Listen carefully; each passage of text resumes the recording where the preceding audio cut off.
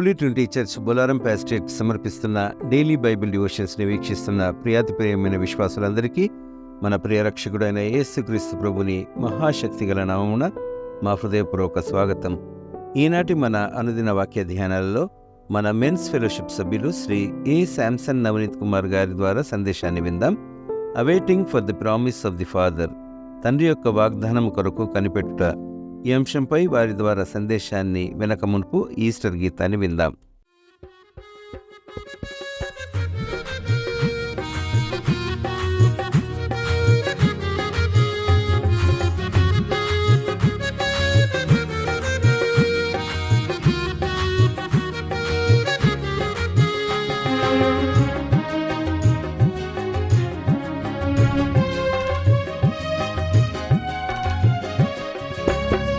క్రీస్తు యేసు మృతి గెలిచెను నేడు, క్రైస్తవ లోకమి చిగురించెను చూడు. క్రీస్తు యేసు మృతి గెలిచెను నేడు, క్రైస్తవ విశ్వాసమి చిగురించెను చూడు. క్రీస్తు యేసు హల్లెలూయా, హల్లెలూయా, హల్లెలూయా, హల్లెలూయా.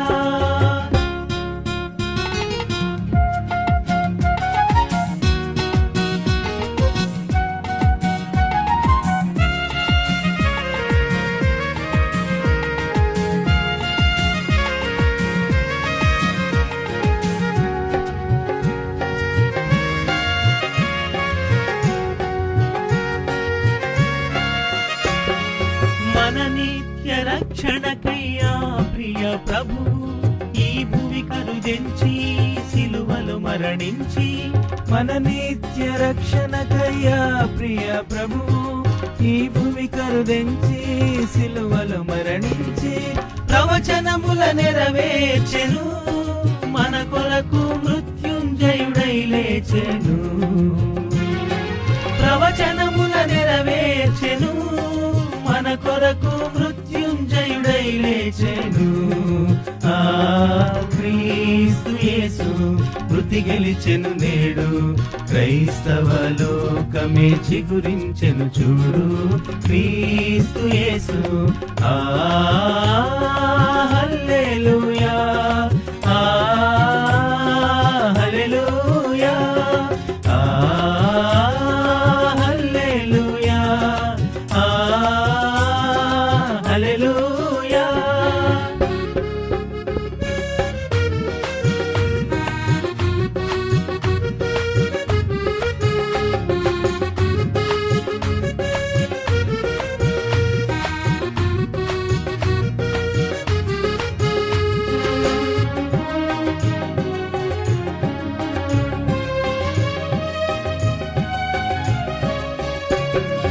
మన నిత్య జీవమునే దేవునిలో దాచెను, మన నిత్య రాజ్యముకై మార్గము తెరిచెను. మన నిత్య జీవమునే దేవునిలో దాచెను, మన నిత్య రాజ్యముకై మార్గము తెరిచెను. చెప్పినట్లే లేచెను, ఆ ప్రభువు మరణము గెలిచి లేచెను. చెప్పినట్లే లేచెను, ఆ ప్రభువు మరణము గెలిచి లేచెను. క్రీస్తు యేసు మృతి గెలిచెను నేడు, క్రైస్తవ లోకమే చిగురించెను చూడు. క్రీస్తు యేసు హల్లెలూయా, హల్లెలూయా, హల్లెలూయా, హల్లెలూయా.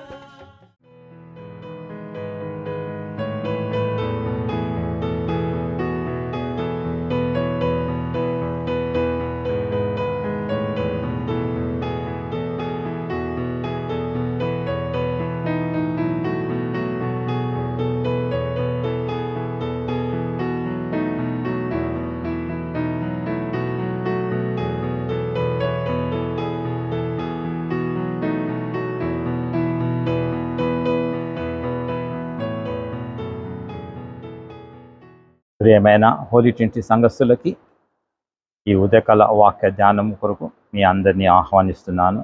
మీకు యేసుక్రీస్తు నామములో శుభములు తెలుపుతున్నాను. చిన్న ప్రార్థన చేసుకుందాం. ప్రేమ కరుణ గల మా తండ్రి, అతి పరిశుద్ధామిత సుందరుడా, ఈరోజు వాక్య భాగంగా ఇచ్చిన మీ యొక్క వాక్యం ప్రభావ మేము ధ్యానించుచుండగా మాతో మాట్లాడమని, మా మనసులు తెరవమని నేను ప్రార్థిస్తున్నాను ప్రభా. మరి అదేవిధంగా ప్రభా, నీ దీనదాసుని నన్ను నీ సిల్వ చాటున మరుగుపరుచుకొని నీ వాక్యం ఒక భావన పరిశుద్ధాత్మ ద్వారా తెలిపేలాగా నన్ను ఆశ్రయించమని, వింటున్న ప్రతి ఒక్కరి ఒక హృదయాలు తెరిచి ఈ వాక్యాన్ని విత్తమని నజరేయుడైన యేసుక్రీస్తు అతి పరిశుద్ధమున ప్రార్థించి వేడుకుంటున్నాను తండ్రి, ఆమేన్. మరి ఈస్టర్ సందర్భంగా మనము యేసుక్రీస్తు ప్రభు లేచి ఉన్నాడని, మూడో దినంన మరణాన్ని జయించి తిరిగి లేచి ఉన్నాడని మనందరికీ తెలిసిన సంగతే. కానీ యేసుక్రీస్తు ప్రభు లేచిన తర్వాత ఆయన పరలోకానికి ఆరోహణం కాకముందు కొంతమందికి కొన్ని సమయాల్లో కనిపించాడు. మొదటిగా ఆయన యోహాను సువార్త 20:19 రాసిన ప్రకారం, ఆదివారం సాయంకాలమున శిష్యులు యూదులకు భయపడి తాము కూడి ఉన్న ఇంటి తలుపులు మూసుకొని ఉండగా యేసు వచ్చి వారి మధ్యన నిలిచి, మీకు సమాధానం కలుగుగా కానీ వారితో చెప్పాను. ఆయన అలాగూ చెప్పి వారికి తన చేతులను ప్రక్కను చూపగా శిష్యులు ప్రభువుని చూసి సంతోషించారు. మొదటిగా యేసుక్రీస్తు ప్రభు తిరిగి లేచిన తర్వాత శిష్యులకి కనిపించి వాళ్ళని సంతోషపెట్టాడు కదండి. మొట్టమొదటి యేసుక్రీస్తు ప్రభు ఆయన ఏం చేశాడు?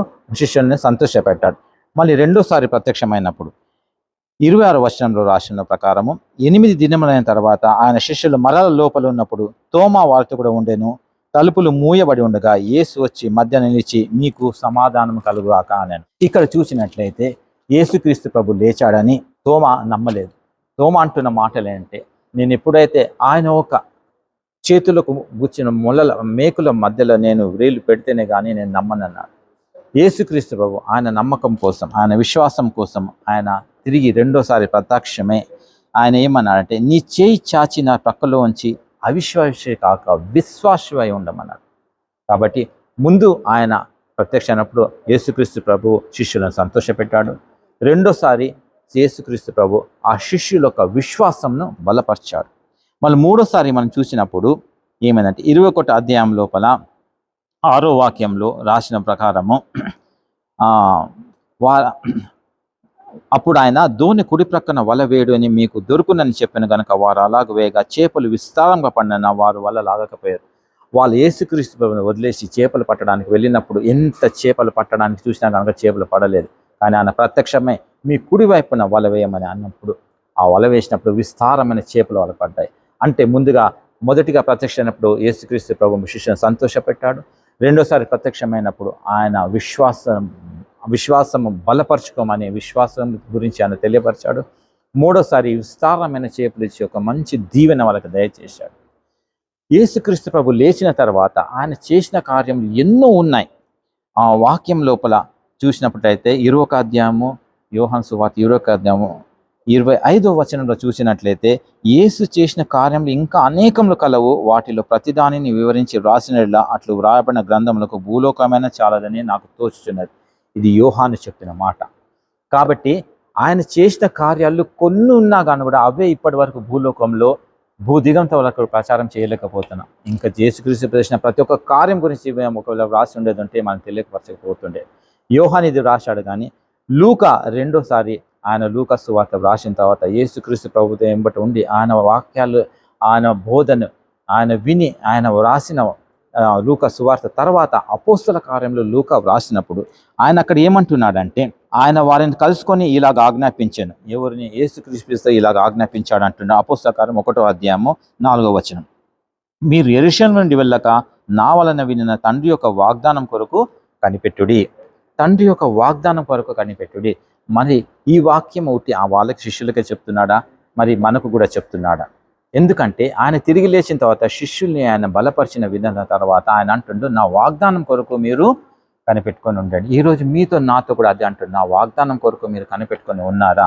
అవును, మనం బ్యాప్టిజం తీసుకున్నాం, ఫుల్ మెంబర్షిప్ తీసుకున్నాం, ప్రభురాత్రి భోజనానికి అర్హులుగా ఉన్నాము. మరి ఆయన వాగ్దానం కొరకు కనిపెట్టుకున్నామా? ఆ రోజు శిష్యులకు చెప్పింది ఈరోజు అంటున్నారు. ఆయన వాగ్దానం ఏంటి? నేను వెళ్ళిపోయిన తర్వాత పరిశుద్ధాత్మ మీ దగ్గరకు వస్తుంది, ఆ పరిశుద్ధాత్మ కొరకు మీరు కనిపెట్టుకొని ఉండాలని అంటున్నాడు. అయితే ఆ పరిశుద్ధాత్మ కొరకు అపోస్తల కార్యములో 2వ అధ్యాయం లోపల 41 నుంచి మనం చదివినట్లయితే, కాబట్టి అతని వాక్యము అంగీకరించిన వారు బాప్తిజం పొందిరి, ఆ దినమందు ఇంచుమించు 3,000 మంది చేర్చబడిరి. సో ఇది యేసుక్రీస్తు ప్రభువాత లేచి వెళ్ళిపోయిన తర్వాత జరిగిన కార్యాలు. 3,000 మంది బాప్తిజం ఇచ్చిన తర్వాత వీరు అపోస్తుల బోధయందును సహవాసమందును రొట్టె విరుచుటందు ప్రార్థన చేయటందు ఎడతెగక ఉండేది. చూసారండి, వీళ్ళు చేస్తున్న కార్యాలు ఏంటంటే, మొదటిగా అపోస్తుల బోధయందు, తర్వాత రొట్టె విరుచుటందు ప్రార్థన చేయటం. మరి మీ జీవితంలో, నా జీవితంలో ఇది మనము జరుగుతున్నదా? ఒకవేళ జరుగుతుంటే మనం ధన్యులం. దీన్ని ఎంతో మనం పవిత్రతగా చూస్తూ ఉండాలి. మరి ఎంతో ఈ విధంగా మనం ముందుకు సాగుతూ ఉండాలి. ఎందుకంటే యేసుక్రీస్తు ప్రభు వెళ్ళిపోయిన తర్వాత, తిరిగి లేచి వెళ్ళిపోయిన తర్వాత, ఆయన వాగ్దానం కొరకు కాచుకొని ఉండమని మన ఆజ్ఞ ఇచ్చిన తర్వాత ఇది జరుగుతున్న కార్యం అన్నమాట. ఇంకా దాని తర్వాత 43లో ఏమంటున్నాడంటే, అప్పుడు ప్రతివానికి భయం కలిగి మరియు అనేక మహత్కారములు సూచక్రియలను అపోస్తుల ద్వారా జరిగెను. విశ్వసించిన వారందరూ ఏకంగా కూడి తమకు కలిగినదంతా సమిష్టంగా ఉంచుకునేది. ఇదియుగాక వారు తమ చరాస్తులను అమ్మి అందరికీ వారి వారి అక్కల కొద్ది పంచిపెట్టిరి. మరియు వారు ఏక మనసులే ప్రతిదినం దేవాలయంలో తప్పగా కూడుకొనుచు ఇంటింట రొట్టె విరుచుచు దేవుని స్తుతించుచు ప్రజలందరి వలన దయ పొందిన వారి ఆనందంతోనూ నిష్కపటమైన హృదయంతోనూ ఆహారం పుచ్చుకొనుచుండేది. మరియు ప్రభువు రక్షకుడు పొందుచున్న వారి అనుదినము వారితో చేర్చుచుండేది. కానీ ఈ కార్యాలు మనం చేర్చున్నామా? ఎంత చక్కగా ఇక్కడ రాసింది. వాళ్ళు ఏమంటారు, సమిష్టిగా వాళ్ళకు ఉంచుకున్నదంతా ఏకంగా చేసుకుని ఉన్నారు. మన సంఘం లోపల మనం అలా ఉండగలుగుతున్నామా? సమిష్టిగా ఉండగలుగుతున్నామా? ప్రపంచంలో ఎక్కడైనా ఈ విధంగా ఉండగలుగుతున్నారా సమిష్టంగా? కానీ దేవుడు చెప్తున్నాడు మీరు ఆ విధంగా ఉండాలని. అపోస్తుల బోధయందు వాళ్ళు అలా చెప్తున్నారు, రొట్టె విరిచడం ఎడతెగక ఉండాలి. కానీ మన జీవితాల లోపల ఎన్నో అసూయలు, ఎన్నో దురాశలు, ఎన్నో దుఃఖాలు అపవాది వేస్తున్నందుకు సంఘము వేరైపోతున్నది. క్రైస్తవులు వేరైపోతున్నారు. వచ్చే రాబోయే రోజుల లోపల మనం ఏకంగా ఉండాలి, విశ్వాసంగా ఉండాలి. ప్రత్యేకంగా మన భారతదేశంలో జరుగుతున్న సంగతుల గురించి మనం ప్రత్యేకంగా ప్రార్థన చేయాలి. అవిశ్వాసం మన నుంచి తీసివేయబడి మనం విశ్వాసంగా ముందుకు సాగుతూ ఉండాలి. ఎందుకంటే ఆయన వాగ్దానం కొరకు కనిపెట్టుకోమని అన్నాడు. ఆయన వాగ్దానం ఏదైతే ఉందో ఆ వాగ్దానం మనం పొందుపరచుకోవాలి. ఆయన వాగ్దానంలో మనం ముందుకు సాగుతూ ఉండాలి. ఎందుకంటే దేవుడిచ్చిన ఒక మంచి అవకాశం, ఈ అవకాశం విడనాడదు. మన ప్రత్యేకమైన మహులిటి సంఘంలో మనం ఆశీర్వదించబడి మనమందరం ఏక మనసుతో ప్రార్థిస్తూ మన జీవితాల్లో ముందుకు సాగుతూ ఆయన ఆశీర్వాదాలని మనం పొందుకోవాలి. ఈ చిన్న వాక్యం యేసుక్రీస్తు పరిశుద్ధ మన ఆత్మీయ మేలుకై దీవించబడుగాక అని ప్రార్థిస్తున్నాను. ఆమేన్.